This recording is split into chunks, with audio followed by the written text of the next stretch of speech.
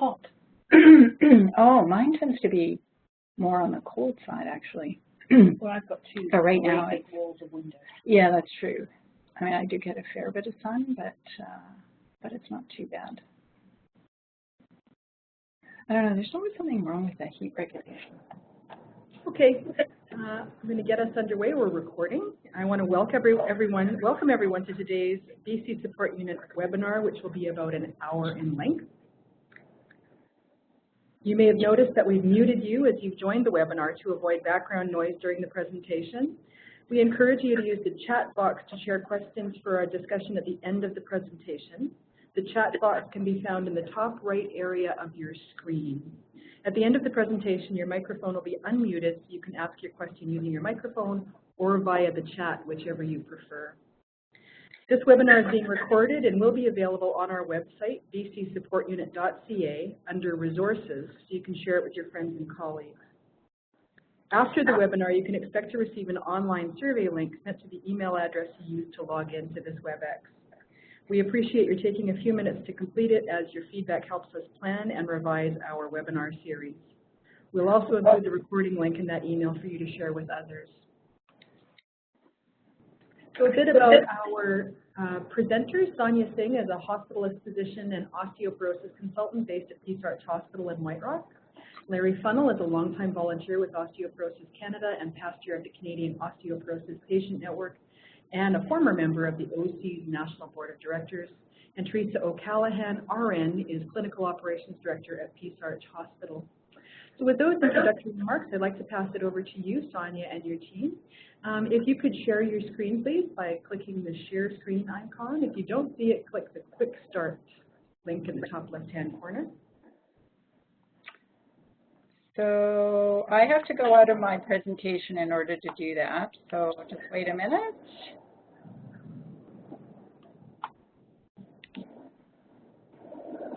And share screen. There we go. So just hang on one sec and I'll get the, there we go. So hopefully all of you can see my screen. Yep. Thank you, Pat, for the introductions.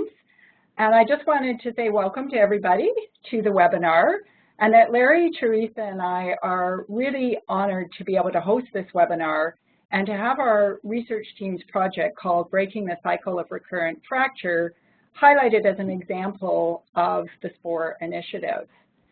I just want to make sure that everybody knows what SPORE is. For those of you who remember your microbiology, it is not the dormant state of a bacteria, but it's actually Canada's strategy for patient-oriented research. And it's an initiative by the Canadian Institute for Health Research. It's taking place across Canada. And I pulled some of these quotes directly from the BC SPORE Support Unit website, because I think they really capture the essence of what SPORE is for me. That it refers to a continuum of research that engages patients as partners, focuses on patient-identified priorities, with the hope that this is going to improve patient outcomes. That decision makers and clinicians need to be involved throughout the entire research process to ensure integration into policy and practice, and that effective patient-oriented research requires a multidisciplinary approach. Now, when our team got together back in 2012, we didn't know anything about the SPORE initiative, and we didn't know the term patient-oriented research. But when we brought our team together, I think it's fair to say that we did follow these three principles because it just seemed like the right thing to do for our team. So in the next 40 minutes during this webinar, we're going to show how a research partnership between patients, health providers, decision makers, and researchers is improving the lives of people with osteoporosis. And we started our journey in Fraser Health.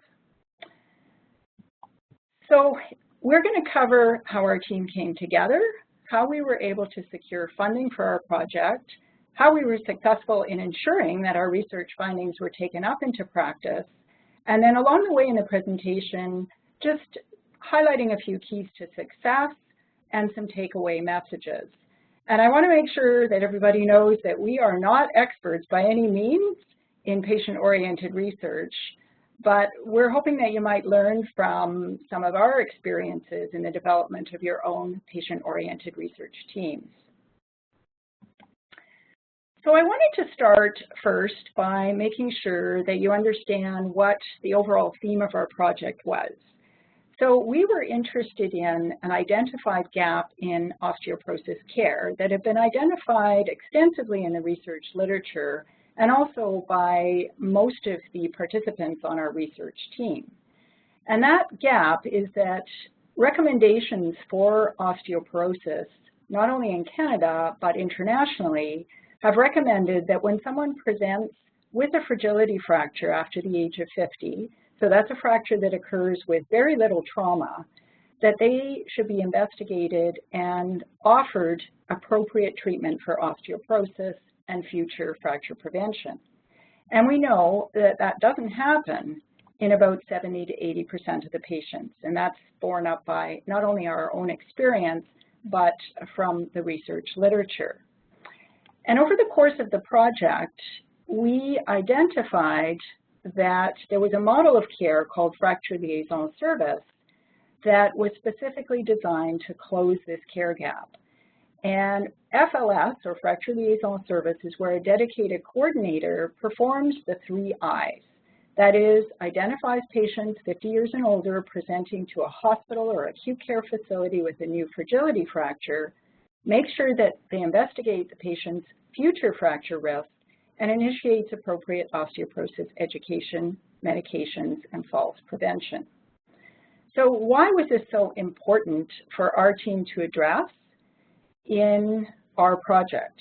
I think the best way to answer that question is for Larry, an actual patient, to share his story. And so I'm going to turn over the presentation to Larry, and we'll see if you can get a view of him in the screen. I think that's me there. It's pretty tiny. So thank you very much, Sonia. My interest in research began the day I became an osteoporosis patient. I'd already suffered 8 fractures before I was diagnosed in 1998. Like those around me, I thought I was accident prone and more than a bit unlucky. For me, a slip on some wet grass or a tumble into some empty cardboard boxes meant yet another broken bone, a trip to emergency, perhaps a cast, and months of physiotherapy. It never occurred to me, nor did it occur to the various healthcare professionals I saw along the way, in emergency rooms, in cast clinics, in x-ray, and in doctors' offices, that those fractures were somehow connected to the underlying bone health. The fractures themselves received excellent treatment, but the underlying cause of those broken bones went unnoticed and untreated time and time again, until my wife's doctor, who heard the story of Larry's fractures, ordered me to get my bones checked. Well, of course, the diagnosis was clear. I had osteoporosis. And that diagnosis set me off on a long journey to answer 2 questions. The first question was, why wasn't I diagnosed much sooner? Why did I have to fracture 8 times before that diagnosis came along? And how could I end that cycle of recurrent fractures? The journey wasn't an easy one. I slid into a lengthy depression, reluctant to accept, but at the same time resigned to the fact that men get osteoporosis too. As many everyday activities assumed too great a risk, I became increasingly withdrawn and isolated. Household chores or family outings that required lifting or climbing or uneven footing meant that Grandpa Larry was somehow excluded. Adding to the problem was the fact that I was ashamed and embarrassed by the incorrect stigma of being a man with a woman's disease. So much so that for 8 years, I hid my condition from all but my family. It seemed easier to brood and sulk by myself than to admit to others that I was less of a man. Learning more about the disease did very little to comfort me. The prevalence amongst men and women, mortality rates, admissions to long-term care, loss of independence. The statistics all weighed very heavy. I learned that it was not normal to break bones so easily, and that these fragility fractures I'd been receiving were the most obvious, but far too often missed warning of osteoporosis. And I learned that I was at high risk to have more of those fractures. 2 more broken bones disheartened me then helped strengthen my resolve to get better. I sought help from the experts at an osteoporosis clinic, and together we found the treatments that worked for me. I finally stopped breaking bones, my spirits lifted, my confidence grew, and I regained a quality of life that I hadn't thought possible. In my quest to learn as much as I possibly could about the disease, I quickly discovered that there was no shortage of information. There was information on medications, treatments, and many other things for osteoporosis in women, that is. But what about men, and what about me? Why had I apparently been singled out? I dug even deeper. I scoured the web. I read everything I could get my hands on.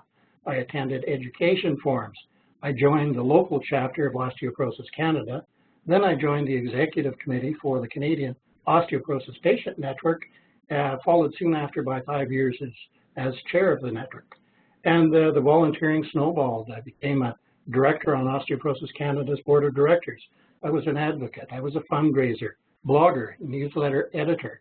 Through it all, there was a common thread. Each new job helped me find more of those answers I craved. It took years for my anger and frustration with the healthcare system to dissipate. I gradually came to understand that the question was why us and not just why me. I wasn't the only one trying to understand how so many people could fracture over and over again when proven treatment was so readily available.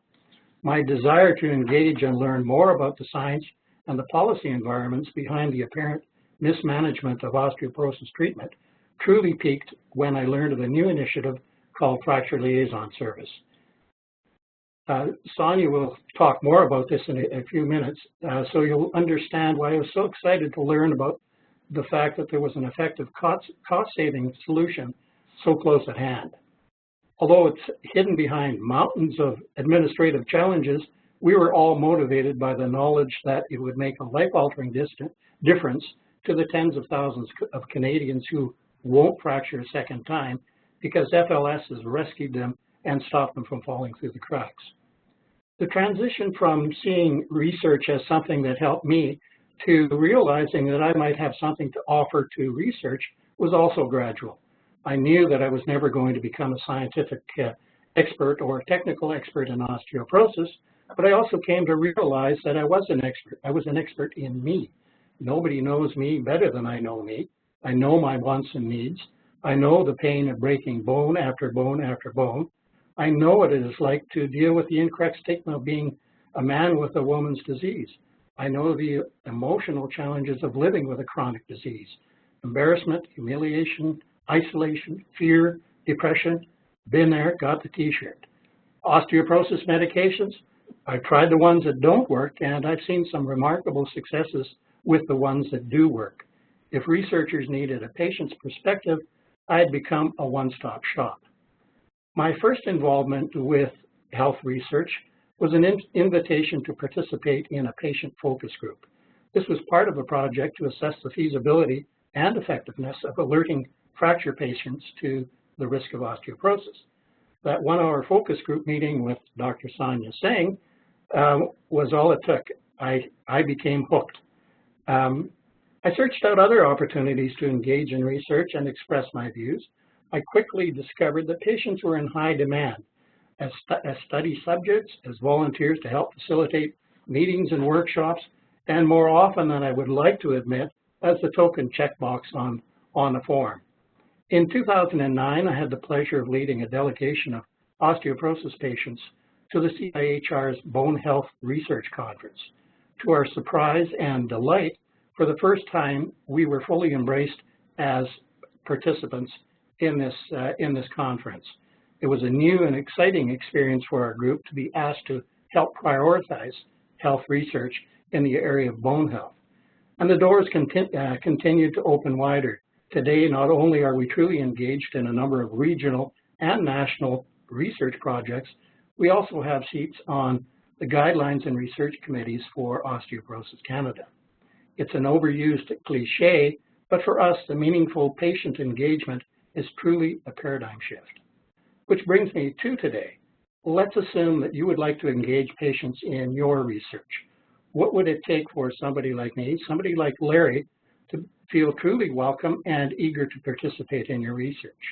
Well, for starters, you would show that my perspective is proactively sought at every stage of the project from beginning to end.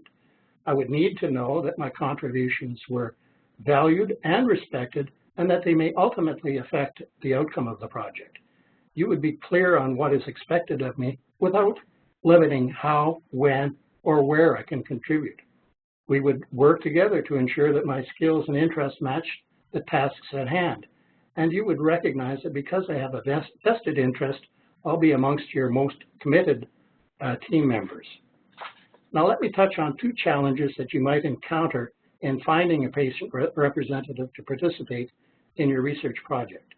First, it is easy enough for an individual like me to express my own views. It is not so easy to represent a patient view when there's an expectation that I'm speaking for a group of patients. So, for instance, I fully understand the importance and the benefits of osteoporosis medications, but I know that there are more than a handful of our 9,000 members who strongly oppose medications of any sort. And second, it may be hard to find patients who are willing to engage. Perhaps they feel intimidated and not up to the task, but it's worth your while to keep trialing because you will find they will make a difference for you. There are some resources to help you find those individuals, and Sonia will talk a little bit about those resources, including BC's Patient Voices Network. So I've now been engaged in a number of research projects. I've been a collaborator, a co-applicant, a writer of support letters, and a research subject. But when it comes to patient engagement, one project stands high above the others. I would like to invite you to pay close attention to what Sonia and Teresa are going to talk about as they tell you the story of bringing fracture liaison service to the Peace Arch Hospital. It truly exemplifies patient engagement.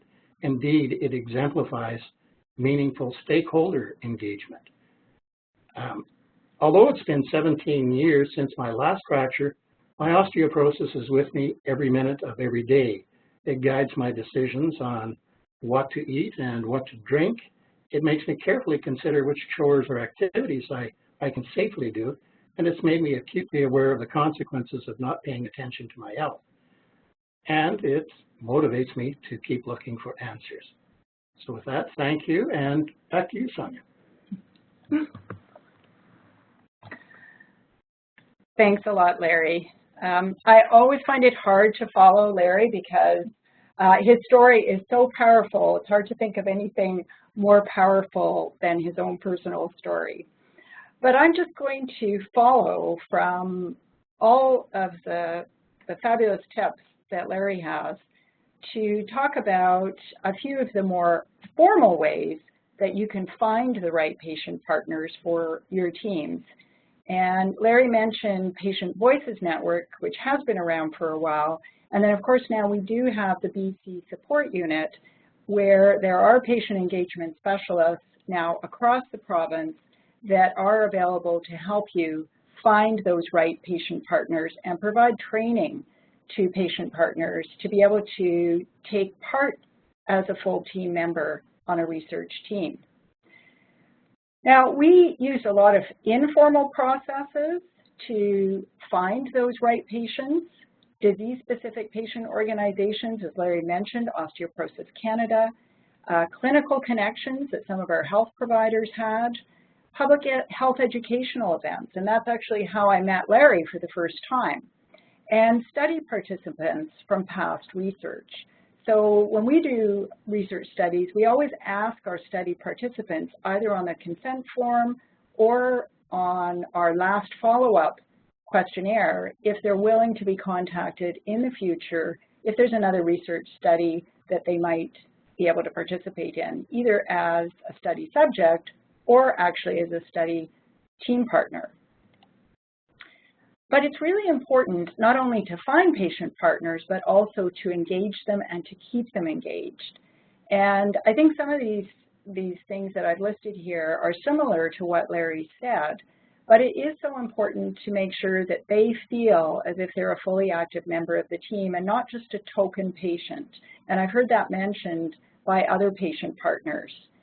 And equal partnership means that there's no jargon, that we try to use straightforward language. And sometimes I found it helpful to actually have somebody who kind of acts like the language police to make sure that everybody is using language that all of us can understand. And as Larry mentioned, to treat their ideas and opinions with the same respect as you would any of the other team members.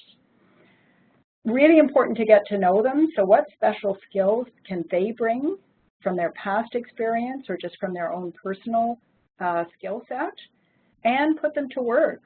Again, they can be part, and they should be part of any of your subcommittees and working groups.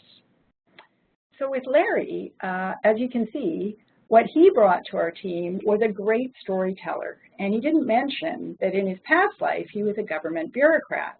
So he really knew how to package information well for policymakers and decision makers. He was certainly not intimidated by health providers or any of the members on our team. He was very articulate, as you can see, and well informed with the osteoporosis literature. In addition, as he mentioned, he was male, so we had somebody who could highlight the misconception that osteoporosis was a women's disease. And his leadership role as the chair of the Canadian Osteoporosis Patient Network meant he had a strong voice in Osteoporosis Canada. He was connected with patients across the country, and he could speak with authority and credibility as a patient representative. Now, one of the frequently asked questions that I've heard over the last year as we've been rolling out this SPORE initiative is, how can a few patients represent all patient experience on a research team? And I think the answer to that question is that they can't. And when you look at Larry, he was the single patient on our research team, and he was far to the right of this continuum of public participation in a research team. So he collaborated with us, he was empowered on our team, but because of his connections, we were able to bring other patients in more on the left side of the spectrum, where they informed our project, where we consulted with them, and they were involved in different parts of the project over the 4 years. And so there are many ways that you can get that full, broad patient experience.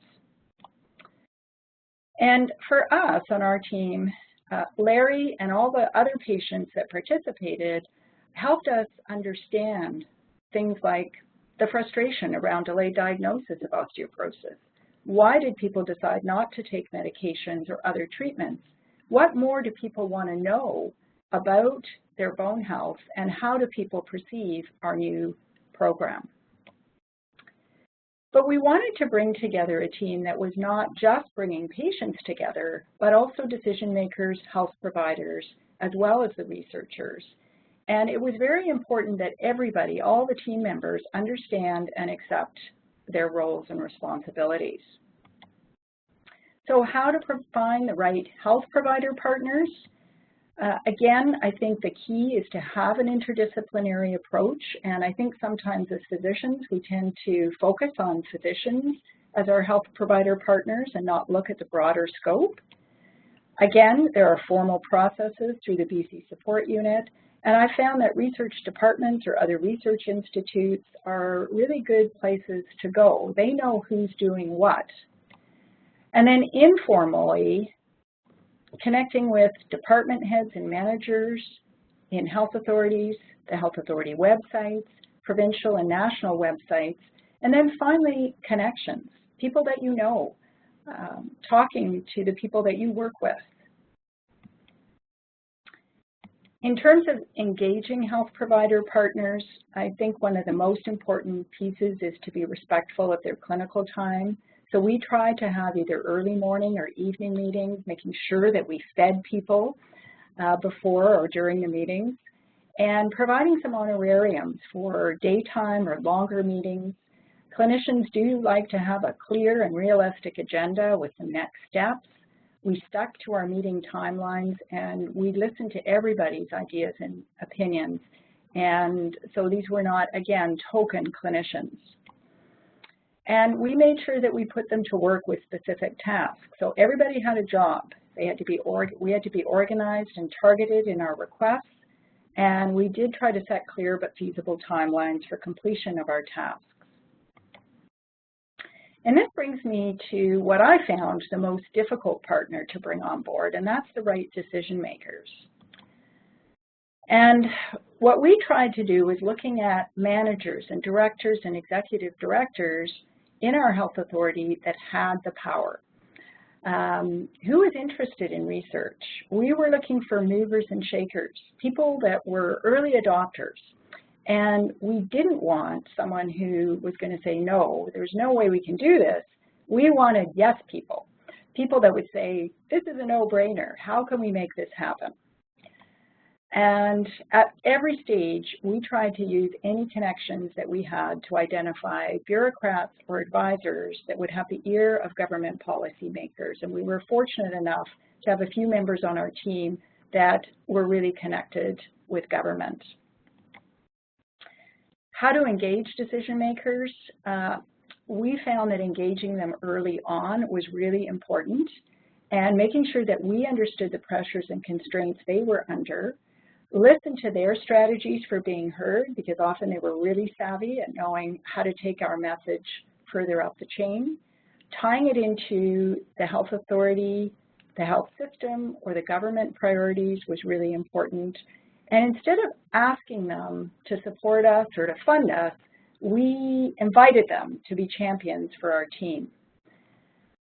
You have to be able to accept and be prepared for change, and we had that happen to us when we had a massive reorganization of our Fraser Health Authority, and we were in the unfortunate situation of having to start our partnerships all over again. And I think I'm going to now turn over to Teresa. Teresa is a relatively new member on our team, and in fact, I don't even have her on our list of team members because she just joined us last year. So I'm going to just turn the screen over so that you can see Teresa here.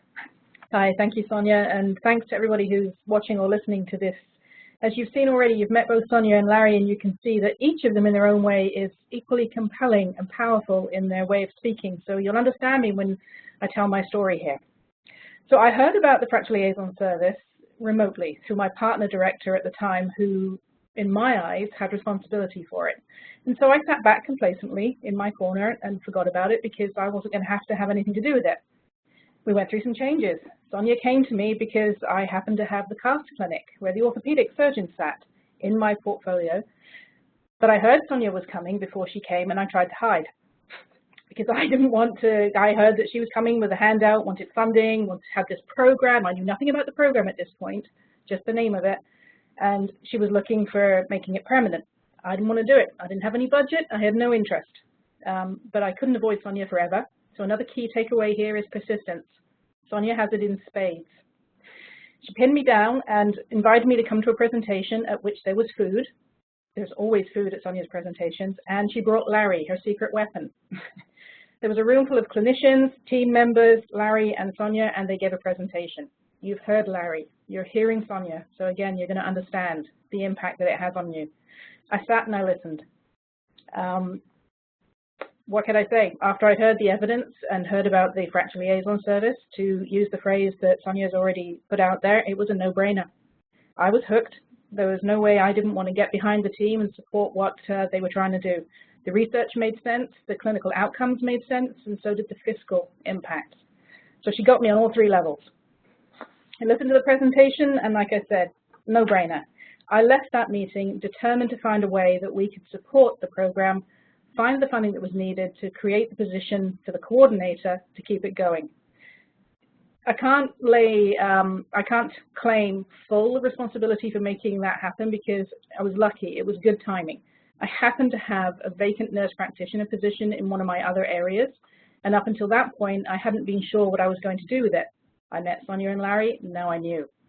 So we made the case to the Ministry of Health, and I plagiarized Sonia's work shamelessly, sent that up, got the approval back to repurpose the funding, and we had the budget now to create a permanent position for a coordinator to make the research clinical reality. So my advice to anybody, any other decision makers who might be listening, if you hear this and you have clinical research presented to you and it makes sense, get behind it. Find a way to make it happen, and you won't be disappointed. and I'll hand you back to Sonia so you can hear more of why I got hooked. Thanks a lot, Teresa.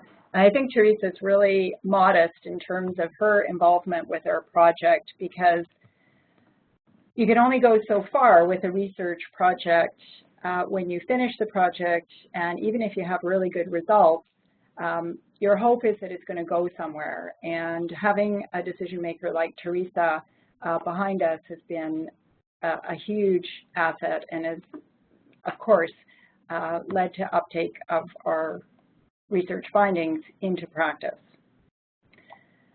So I'm just going to go over a little bit what happened with our team. These are all the members of our core team, and I'm going to have to add Teresa's name now to this list of names. And we had a number of project coordinators that work with us over the time period of the 4 years. We had a number of internal partnerships within Fraser Health, and these were all the programs that were involved, along with a number of departments. And what was really important for us at the beginning was that we had the support of the older adult program, and we in fact did have the support of the executive directors and managers of that program, and they were all willing to support us and take our findings forward if we were successful. And as Teresa mentioned, with the reorganization, Teresa ended up taking on that role, and she wasn't with us right at the beginning. We had a number of external partnerships, and I think probably the most important ones were our partnerships with Osteoporosis Canada and all the patient representatives that we had, but all of these partners did play a role. And this just gives you an idea of the timeline. None of this work happens quickly, and as you can see, we started our work in 2012, bringing together our core research team. We applied for CIHR, Canadian Institute for Health Research, proposal for a planning grant, which was awarded to us in 2013. And then over the next year, we involved FLS teams from across Canada, internationally, that were providing us with input that we consulted with, and many of them have continued to be involved with us even to this day in our project. We came up with an FLS program that was tailored to the healthcare environment here in British Columbia because there were no FLS programs going on here. We were able to get funding from the Peace Arch Hospital Foundation to hire a nurse practitioner coordinator to run the program and to implement it. And as you can see, we got some additional funding from Amgen Pharmaceuticals, which was an unrestricted grant and aid. And following a presentation that Larry and I and other members of Osteoporosis Canada made to the Minister of Health and the Liberal caucus here in British Columbia, we were also given some additional money to do a very structured and detailed research study around our new program. In 2016, we finished the study, and we did present the data at the Fragility Fracture Network meeting in Rome. I unfortunately had to travel all the way to Italy to present on our team's behalf. And as Teresa mentioned, at that time we also, through her fabulous support, were able to secure sustained funding for this project, and we now have an FLS program in place at the hospital. And we're developing a guide to FLS in British Columbia that we're hoping others can use, and working towards disseminating our work across our health authority. And last year, we were given a star. Osteoporosis Canada has now created a registry of FLS programs across Canada, and we do fulfill all of the criteria for an FLS, and we are now a star on the Osteoporosis Canada map.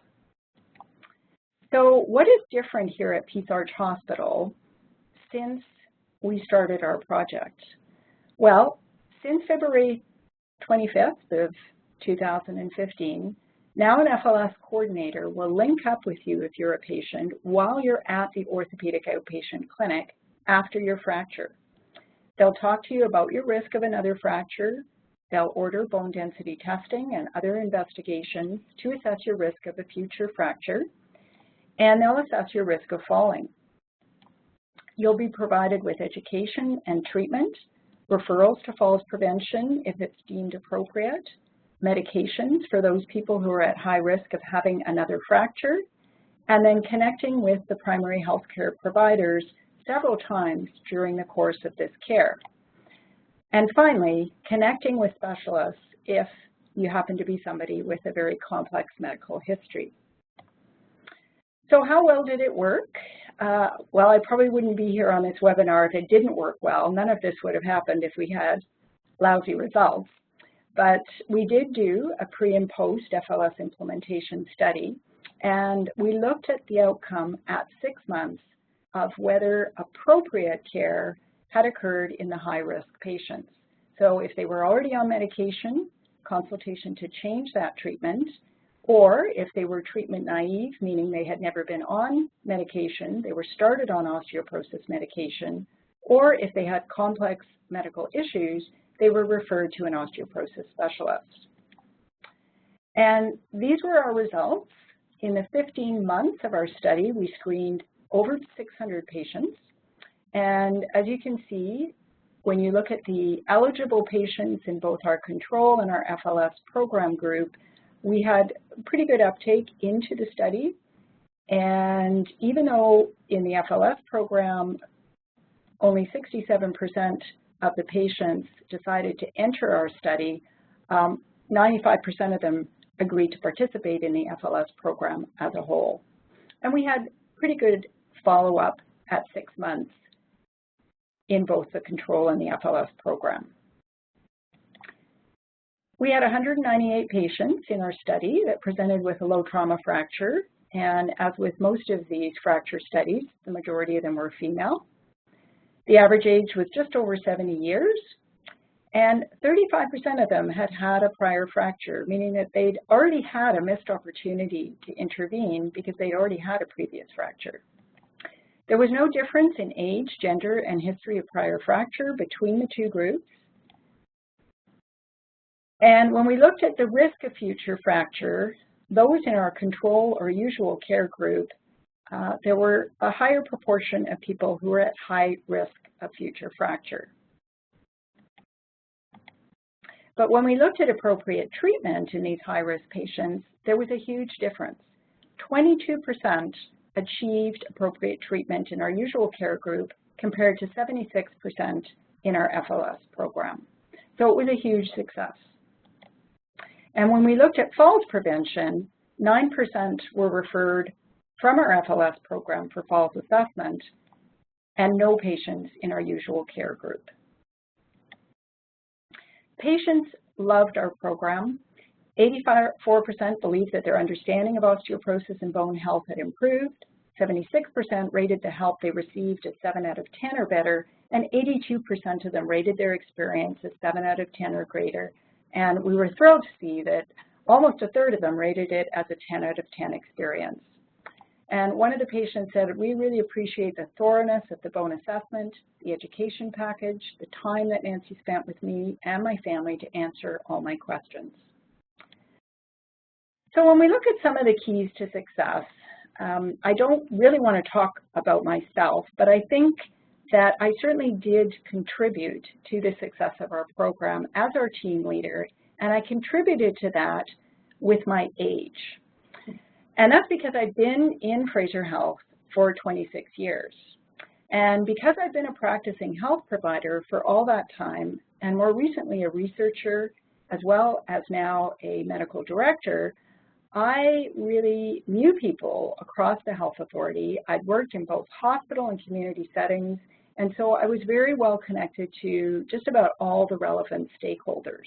And many of the people that I'd worked with as a health provider early on in my career had then gone on to become directors. Some of them had become executive directors.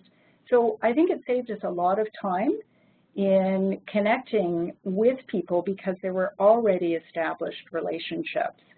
Now, you as a team leader of your research team, you may not have that age on your side like I do, but certainly within your team, you can find those people.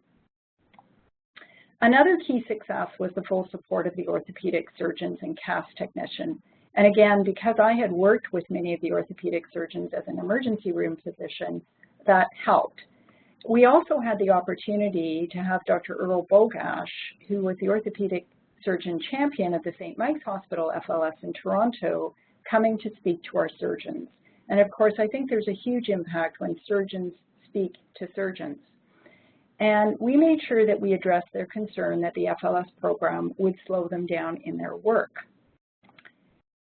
We made sure that the FLS was directly integrated into the orthopedic clinic and that patients think now that it's all part of their orthopedic visit. And so although there was some initial hesitation by the orthopedic surgeons, they now are our biggest fans. And this is just a quote from one of our surgeons saying that the fracture liaison service has been an invaluable addition to patient care in the fracture clinic. This much needed service fills a gap in osteoporosis management. Another key to success, I think, was our broad stakeholder engagement.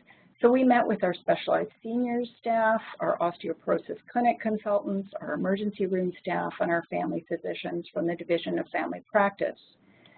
And one of our family physicians said, this is a very helpful service, and they now want us to include all patients in our program, which means adding the inpatients to our service, because right now we're only seeing outpatients.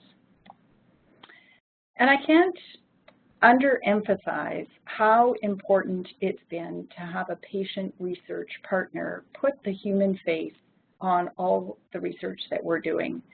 Larry and I co-present very often, and I think it's really had a big impact on our presentations at the Ministry of Health level and our research presentation to Fraser Health leaders. Another key partner was Osteoporosis Canada, and through our linkage with them, we had access to the expertise of the Scientific Advisory Committee and had ongoing support to develop a BC network that is now in the process of trying to promote knowledge dissemination of our FLS research across the province. So I was asked, what would I do differently on our project? And I would start by saying that I think I would have had more than one patient partner. Larry was fabulous, and as Larry mentioned, he was the most present member of our team.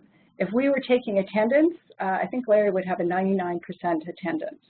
But having the opportunity to have patient engagement when somebody's away on vacation or if somebody gets sick, I think it would have been great to have perhaps at least two patient partners fully engaged on the team.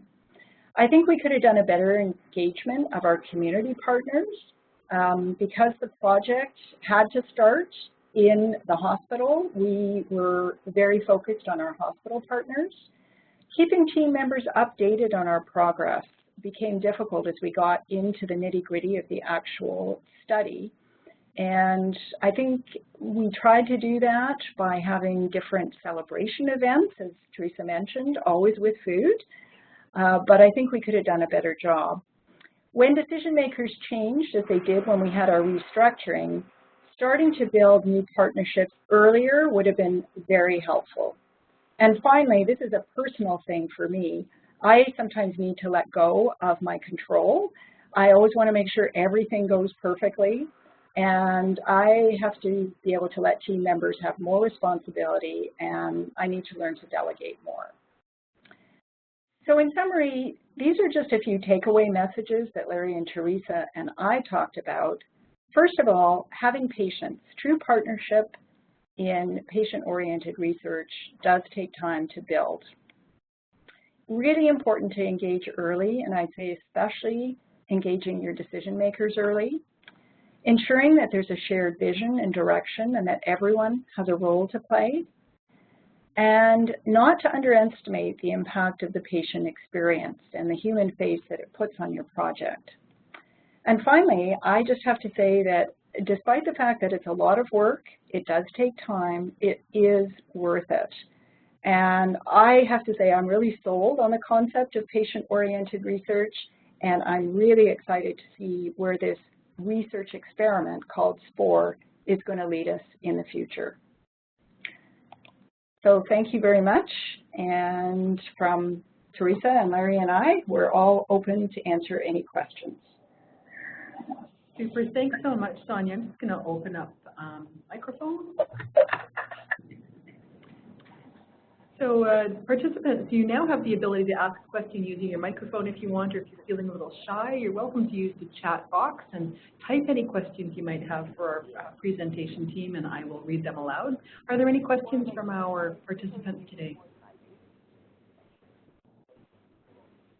Whatever it is, whatever it is, half of the floor is getting split. I hear somebody far away, but I don't hear them very clearly. Are you hearing that as well, Sonia? Yes, I am, but we can't hear what the question is. No, whether it's a question or whether it's background noise. Background. Okay. Maybe it's background noise. Any questions from the group today?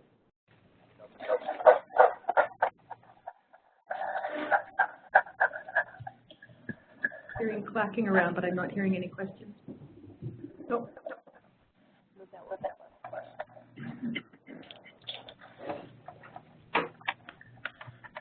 I'll ask one more time. Are there any questions from the group today? I'm just checking the chat box, and I just see one participant has said no questions. Another participant has said no questions. Great presentation. Thank you. So I'm going to take this to mean then, Sonia, Larry, and Teresa, that there are no questions from the group. I'll just ask one more time to be sure. Any questions from participants today?